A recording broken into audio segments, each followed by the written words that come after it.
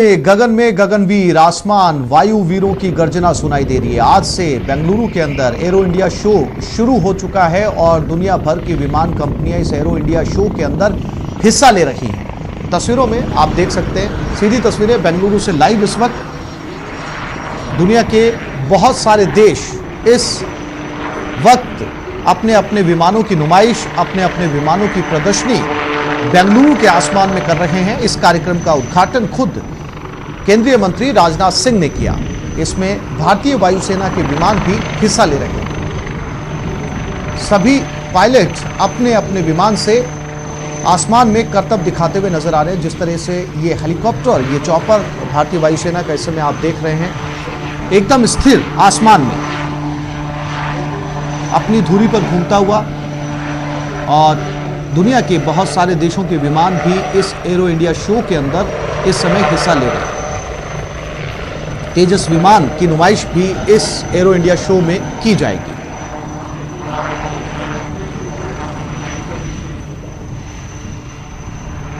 तस्वीरें सीधी लाइव बेंगलुरु से इस समय।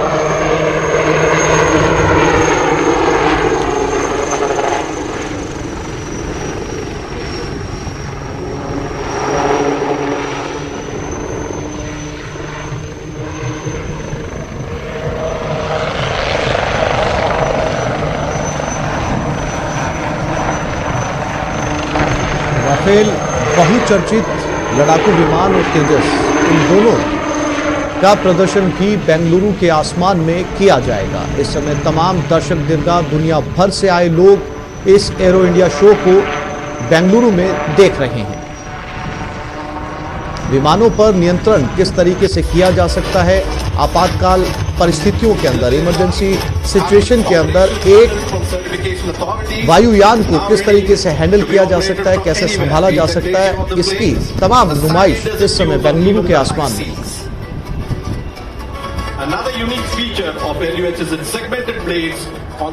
दो अलग अलग चॉपर इस समय दो अलग अलग तस्वीरों में आप देख पा रहे हैं।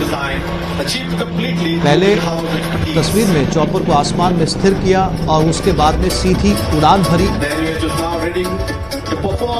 जब जब देश में आपदाएं आती है, बाढ़ की स्थिति आती है, तब चॉपर की बहुत महत्वपूर्ण भूमिका होती है, क्योंकि बाढ़ प्रभावित इलाकों के अंदर इन्हीं दक्ष पायलट के जरिए हेलीकॉप्टर्स को ले जाया जाता है, राहत सामग्री गिराई जाती है और लोगों को रेस्क्यू किया जाता है।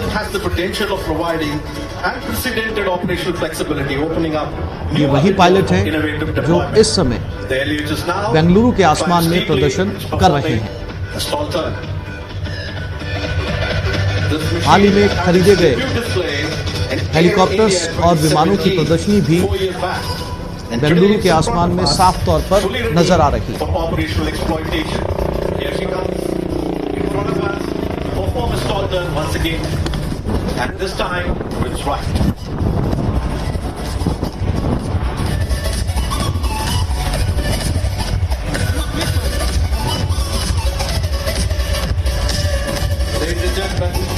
The light utility helicopter has completed its captivating display in front of us.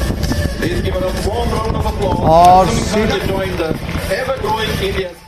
जिलों में ये कार्यक्रम संचालित हो रहा है और कार्यक्रम की शुरुआत मंत्री रघु शर्मा ने की है।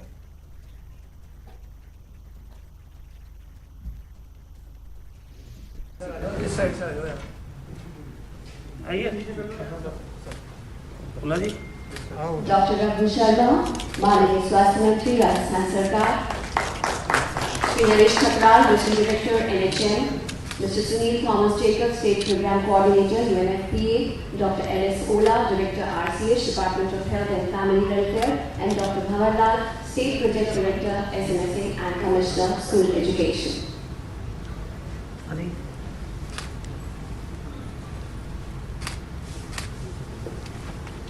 ये बीच में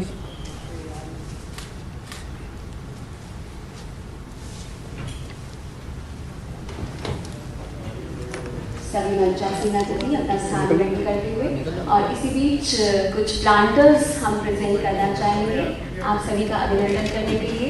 तो सर्वप्रथम ऑनरेबल स्वास्थ्य मंत्री को प्लान प्रेजेंट करने के लिए मैं आमंत्रित करूंगी डायरेक्टर RCH डॉक्टर LS ओला साहब से निवेदन। डायरेक्टर RCH डॉक्टर LS ओला हमारे माननीय स्वास्थ्य मंत्री डॉक्टर रघु शर्मा का अभिनंदन करते हैं। And MD sir, Herbert Hoover ने कहा था चिल्ड्रन आर। प्रदेश कांग्रेस प्रभारी अजय माकन जयपुर दौरे पर हैं। देर रात जयपुर पहुंचे अजय माकन मुख्यमंत्री आवास पर सियासी हालातों को लेकर महामंथन चला। मुख्यमंत्री अशोक गहलोत, प्रदेश कांग्रेस प्रभारी अजय माकन और PCC चीफ गोविंद सिंह डोटासरा के बीच बैठक हुई। इस बैठक में कई अहम मसलों पर चर्चा हुई। बैठक में निकाय चुनाव के परिणामों पर चर्चा हुई, साथ ही आने वाले उपचुनाव की तैयारियों को लेकर भी मंथन हुआ।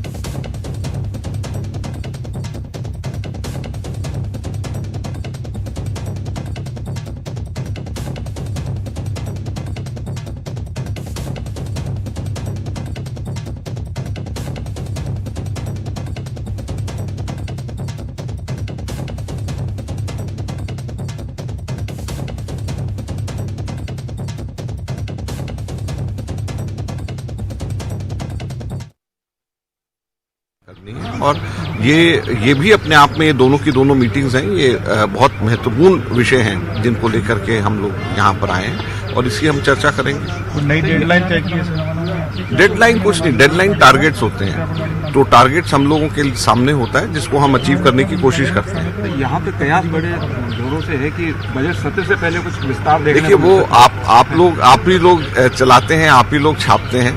तो मैंने तो कभी भी नहीं कहा कि रिशफल वाली बात पे मैंने तो कभी भी एक स्टेटमेंट भी नहीं दिया। हाँ, राजनीतिक नियुक्तियों की हमारी जरूर वो है और हम लोग जो हैं राजनीतिक नियुक्तियों की हम लोग कोशिश कर रहे हैं कि भी उसकी शुरुआत हम लोग जल्दी से जल्दी हम कर सकें और इसी लिहाज से आज भी हम लोगों की देखिए इस हालात को पूरा देश जान रहा है। ये कोई एक राजनीतिक मुद्दा नहीं है, किसानों की अपनी मांग है और मेरा तो केंद्र सरकार से फिर आग्रह है कि वो इसके बारे में बैठ के विचार करे और जो भी किसानों की मांग है उसको दूर करे और हो सके तो इन बिलों को वापस भी ले तो कोई दिक्कत नहीं है, क्योंकि जब अन्नदाता नहीं चाहता, पूरे देश में दिल्ली में माहौल एकदम विपरीत है, लोग नहीं चाहते किसान, कहीं न कहीं उनको लगता है कि इन बिलों के आने से हमारा बहुत बड़ा नुकसान होगा, तो सरकार उसको वापस ले। जिस तरह के यहाँ पे बिल पारित करवाए थे, राज्यपाल ने राष्ट्रपति को नहीं भेजा है, तो आप लोग कोशिश कर रहे हैं? नहीं, वो तो राज्यपाल जी की तो क्या कोशिश है, हमारा तो जो काम है नीतिगत वो काम हमने किया है, वो तो मुख्यमंत्री जी के स्तर पर। लेकिन कम से कम ये तो दर्शा रहा है कि ऊपर से दबाव है पूरा। देखिए जनता ने जनादेश दिया निकाय चुनाव में और कांग्रेस पार्टी पिछले 25 सालों में जिन जगह पे जीत नहीं पाई वहाँ जीती है। भारतीय जनता पार्टी के नेता अपनी झेप मिटाने के लिए चाहे कुछ भी दावे करें, लेकिन सच्चाई ये है कि मतों का प्रतिशत कांग्रेस के पक्ष में ज्यादा है, वार्ड हमारे ज्यादा हैं और निकाय भी हम ज्यादा जीतेंगे। ये 25 साल बाद परिवर्तन आया है, तो ये उपचुनाव हर हालत में चारों उपचुनाव कांग्रेस पार्टी जीतेगी और इसकी हमारी पूरी तैयारी, जनता हमारे साथ है। अभी तो नाश्ते पे सब लोग इकट्ठे हुए थे, इस तरह की कोई चर्चा नहीं हुई। कार्यकर्ता इंतजार तो कर ही रहा है, तो माकन साहब से पूछिए, आप वो बता सकते हैं। अभी तो राठौड़ साहब के यहाँ सब लोग नाश्ते पे आए थे और जैसे सोशल गैदरिंग। और इसी खबर पर हमारे साथ लाइव दिनेश शर्मा इस समय जुड़ चुके हैं, उनके पास चलते हैं। दिनेश, बहुत महत्वपूर्ण ये बैठक थी, चर्चा का सार क्या कुछ रहा? जो कयास लगाए जा रहे थे उन कामों को इस मीटिंग के जरिए अंजाम दिया गया?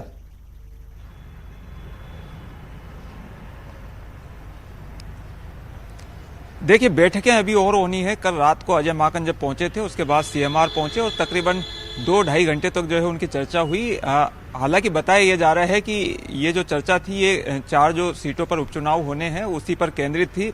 आज भी अभी सुबह अजय माकन से हमारी बात हुई है, उन्होंने जो कयास लगाए जा रहे थे जिस तरीके की मंत्रिमंडल रिशफल हो सकता है बजट सत्र से पहले, उन पर एक तरीके से अजय माकन ने अब विराम लगा दिया है। उन्होंने कहा कि ये केवल मीडिया के द्वारा लगाए जा रहे कयास है और कभी भी उनकी ओर से ये नहीं कहा गया कि मंत्रिमंडल रिशफल जल्द होगा। हालांकि राजनीतिक नियुक्तियों के बारे में अजय माकन ने कहा है कि बहुत जल्द राजस्थान में राजनीतिक नियुक्तियां हो सकती है, इसकी कवायद बड़े स्तर पर की जा रही है और आज जब मुख्यमंत्री से चर्चा होगी, अभी 11:30 बजे वापस अजय माकन जाने वाले हैं सीएमआर में, वहां पर बैठक होगी।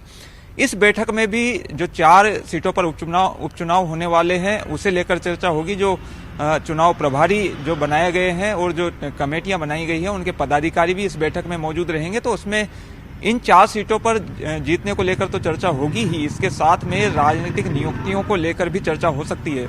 हालांकि अजय माकन ने खुद ये विराम लगा दिया है कि मंत्रिमंडल रिशफल नहीं होगा, लेकिन जिस तरीके का प्रेशर है पायलट कैंप की ओर से कि जो मंत्री उनके बाहर हुए थे सियासी संकट के दौरान, उन्हें वापस जो है लिया जाना चाहिए, तो इसे लेकर संभव है कि इस मीटिंग में चर्चा हो। अगर मुख्यमंत्री की मंजूरी मिलती है मंत्रिमंडल रिशफल पर, तो फिर जो है मंत्रिमंडल रिशफल राजस्थान में देखने को मिल सकता है। लेकिन राजनीतिक नियुक्तियां जल्द राजस्थान में होंगी, ये जो है अजय माकन ने कह दिया है। हालांकि जो डेडलाइन दी गई थी खुद अजय माकन द्वारा 31 जनवरी की, वो डेडलाइन निकल चुकी है। उनसे पूछा भी गया कि डेडलाइन जो है वो निकल चुकी है, तो उन्होंने कहा कि डेडलाइन कुछ नहीं होती है, बल्कि जो टारगेट होते हैं पार्टी द्वारा जो तय किए जाते हैं उन पर, उन्हें पूरा करने पर जो है वो पूरी पार्टी का फोकस होता है। तो मुख्यमंत्री से अभी जो है वो 11:30 बजे सीएमआर में चर्चा होनी है। दिनेश, सबसे बड़ी जो चर्चा है, हालांकि 4 सीटों पर उपचुनाव होने, उसको लेकर सभी पार्टियां अपने अपने हिसाब से तैयारियां करेंगी, लेकिन पिछले काफी समय से ये दबाव भी लगातार महसूस किया जा रहा है सरकार के अंदर, या जो विधायक अपनी पार्टियां छोड़कर जिन्होंने सरकार के अंदर हिस्सेदारी ली है, उनका भी कहीं ना कहीं दबाव है कि मंत्रिमंडल के अंदर उन्हें भी विस्तार में मौका दिया जाएगा। और जैसा कि आपने कहा कि पायलट कैंप का भी दबाव है। ऐसे में अगर ये मंत्रिमंडल विस्तार नहीं होता है, कैबिनेट विस्तार नहीं होता है, तो कहीं ना कहीं असंतोष भी सामने आएगा।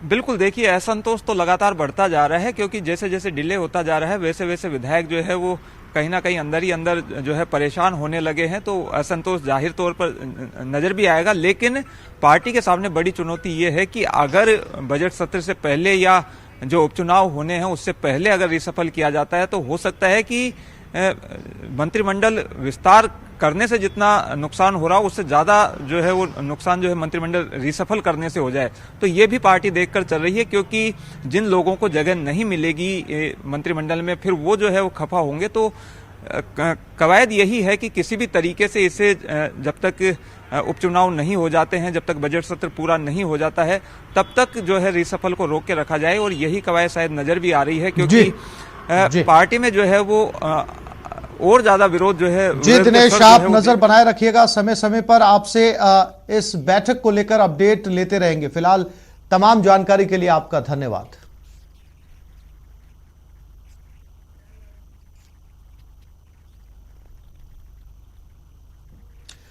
दौसा घूसकांड में बड़ा अपडेट है। पेशी से पहले कोरोना टेस्ट किया गया, कोरोना टेस्ट के बाद मेडिकल हुआ। घूसखोर आईपीएस की आज पेशी होगी। पूरी रात आईपीएस मनीष अग्रवाल से पूछताछ हुई। एसीबी के 2 अधिकारियों ने पूछताछ की। कल आईपीएस मनीष अग्रवाल को गिरफ्तार किया गया था। दलाल के जरिए रिश्वत लेने का आरोप है। घूसखोर आईपीएस को आज कोर्ट में पेश किया जाएगा।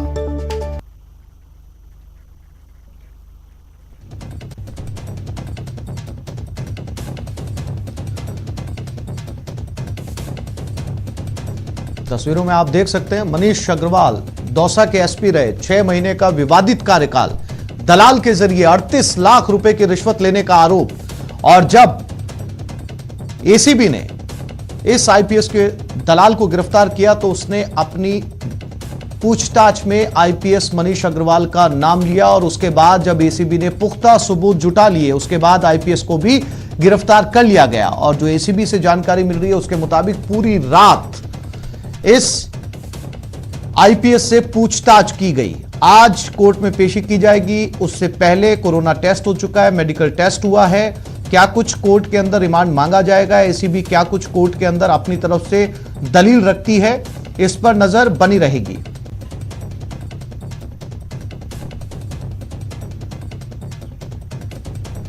और इसी खबर पर ज्यादा जानकारी के लिए हमारे साथी राकेश शर्मा हमारे साथ लाइव जुड़ गए। उनके पास चलते हैं। राकेश, इसे विडंबना ही कहा जाएगा। जो आईपीएस अब तक लोगों से पूछताछ करता था, आरोपियों से पूछताछ करता था, अपराधियों से पूछताछ करता था, आज वो खुद अपराधियों के कटघरे में खड़ा है और खुद आईपीएस से पूछताछ की गई, वो भी पूरी रात।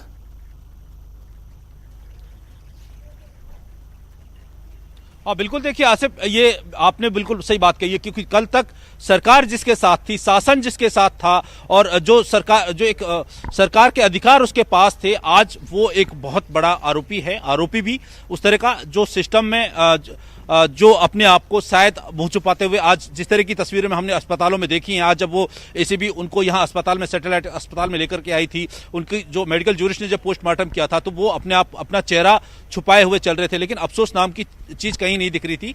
तो जो एक सभ्य व्यक्ति माना जाता है, किसी भी आईपीएस को, आईएएस को, वो देश की रीढ़ होते हैं, एक आईपीएस कानून व्यवस्था की रीढ़ माना जाता है। सरकार उस पर भरोसा करती है, जनता उस पर भरोसा करती है, क्योंकि जनता का जो टैक्स का पैसा है वो उन्हें वेतन के रूप में दिया जाता है। लेकिन उसके बावजूद जब वो अपनी कुर्सी पर बैठकर, सरकारी कुर्सी पर बैठ करके, और इस तरह के अगर रिश्वतखोरी, घूसखोरी और जो कानून व्यवस्था है जिसकी पालना के लिए उनको बिठाया गया है, उस कानून व्यवस्था की धज्जियां उड़ाएं और उस कानून व्यवस्था के विपरीत जाकर के, और सिर्फ रिश्वतखोरी, घूसखोरी के लिए ऐसे काम करे जो निश्चित बिल्कुल राकेश, कानून के विपरीत हो, इसे यानी जो है वो बनाने की जिम्मेदारी जिन कंधों बिल्कुल पर राकेश, इसके साथ जो पूरी रात पूछताछ हुई है, क्या आपके सूत्रों से कोई जानकारी मिल पाई कि इस पूरी पूछताछ के अंदर मनीष अग्रवाल ने क्या क्या राज उगले हैं?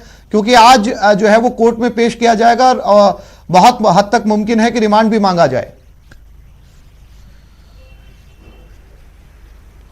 बिल्कुल, देखिए आसिफ, इसमें एसीबी ने बहुत पुख्ता सबूत जुटाए। जो आरोपी आईपीएस मनीष अग्रवाल है, उससे सब पूछताछ हुई है। इसके अलावा आरोपी आईपीएस मनीष अग्रवाल के साथ साथ जो शिकायत करता थे, कंस्ट्रक्शन कंपनी जिससे पहले 31 लाख रुपए ले लिए हैं, उसके जो अधिकारी हैं वो यहाँ एसीबी मुख्यालय में आए थे, और उनके आमने सामने बिठा करके, चूंकि 2 बार में रिश्वत दी गई थी, तो एसीबी ने सबसे पहले पुख्ता प्रमाण इस मामले में लिए थे गिरफ्तारी से पहले। और जब ये आमने सामने बैठकर कंफर्म हो गया था कि हाँ, इस मामले में रिश्वतखोरी हुई है, 38 लाख रुपए जो लिए थे, 4 लाख रुपए की मंथली वसूली और 10 लाख रुपए एक केस को रफा दफा करने के मामले में, तो ये मामला भी एक बहुत गंभीर मामला था।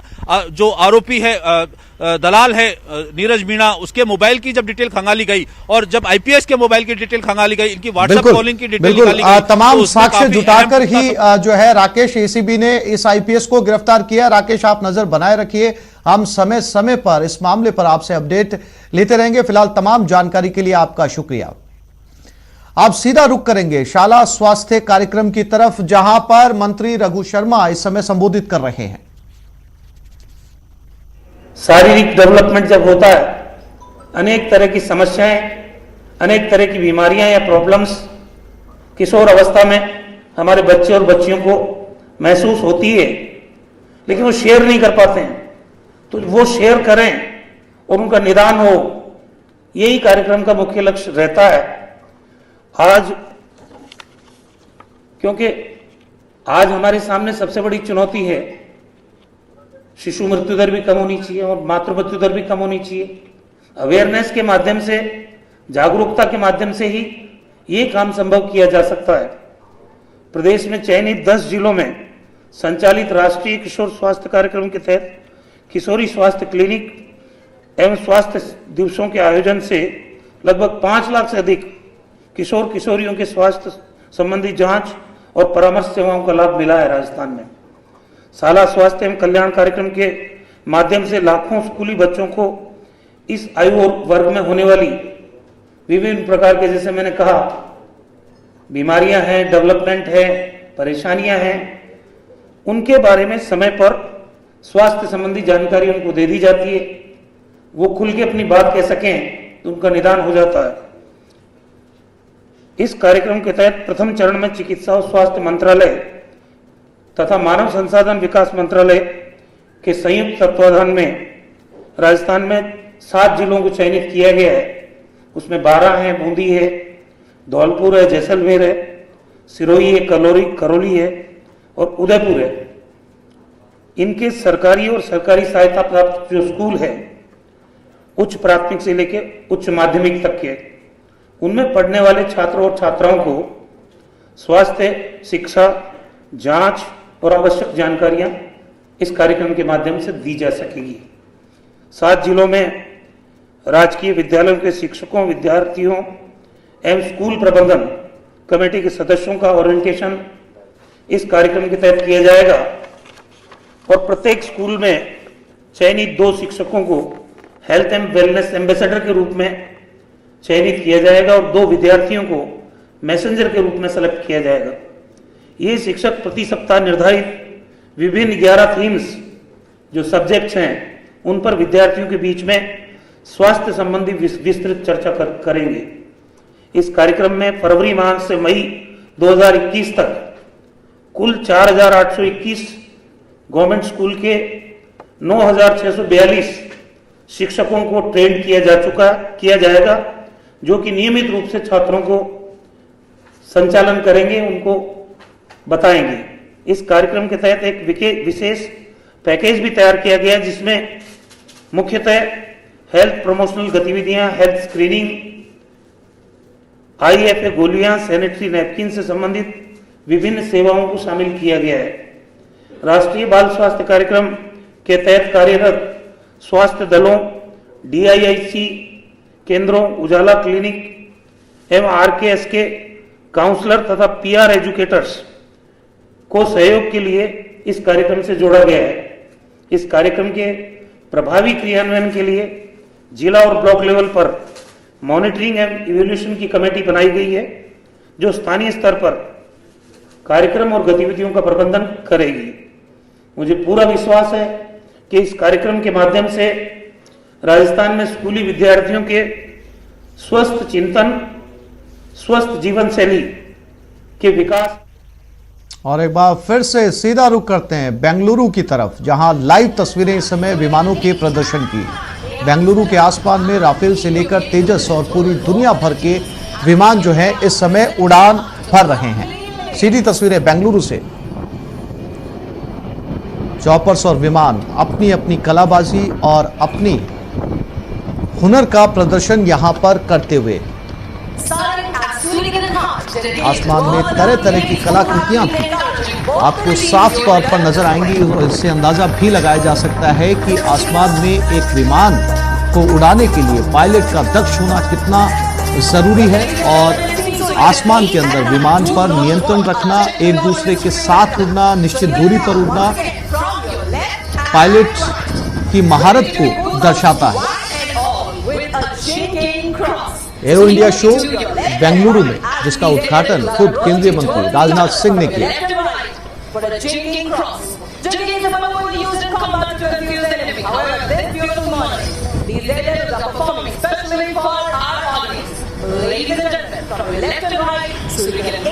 दुनिया के दूसरे देशों की विमान कंपनियां भी इसमें हिस्सा ले रही हैं। एक रनवे पर एक साथ 2 विमानों को दौड़ता हुआ आप देख सकते हैं। हालांकि आमतौर पर जब एक रनवे होता है उस पर एक ही विमान को एक समय के अंदर लैंडिंग या टेक ऑफ की इजाजत मिलती है, लेकिन इस समय एक रनवे के ऊपर कई विमान आप एक साथ देख सकते हैं, और आसमान में भी एक साथ कई विमानों का नजारा आप इस समय देख सकते हैं। बेंगलुरु में साफ तौर पर देखी जा सकती है। इस समय दुनिया भर की विमान कंपनियां इस एरो इंडिया शो में हिस्सा ले रही हैं।